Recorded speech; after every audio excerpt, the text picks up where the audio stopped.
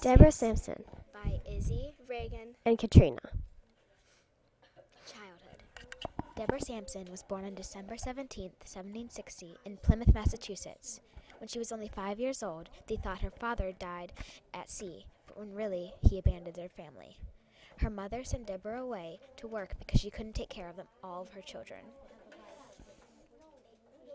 More about her childhood. Deborah was the oldest of 7 children. Her siblings' names were Jonathan III, Hannah, Alicia, Ephraim, Nehemiah, and Sylvia. Both of Samson's parents were direct Mayflower descendants. Deborah's job. The first job that Deborah went to was at an elderly spinster's house. She went to a farm in Middleborough to work as an indentured servant. The farmer there had 10 boys. She did housework and fieldwork at that farm. More about her job. She worked at the farm for 10 years. As Deborah became a woman, she decided to be none other than a school teacher in Middleborough, Massachusetts. Sampson was a school teacher until she went into the Revolutionary War. How she changed her features to a boy. Deborah Sampson. She had an easy time pulling herself off as a man because she was 5 feet and 7 inches tall, a foot taller than the average woman, and taller than the man. She prepared by walking and speaking like a man until she could fool her mother.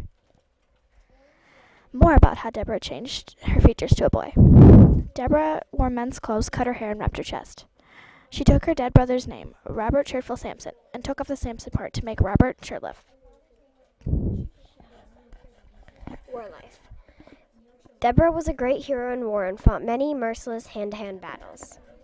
The other soldiers teased her and called her Molly because of her lack of facial hair, but they just thought she was a young man.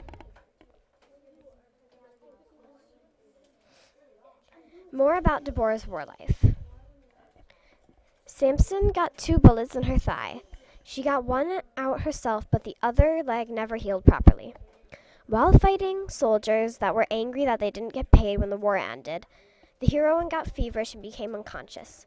The doctor tending to her discovered her secret but told no one, so no one's suspicions were proved. Life after war.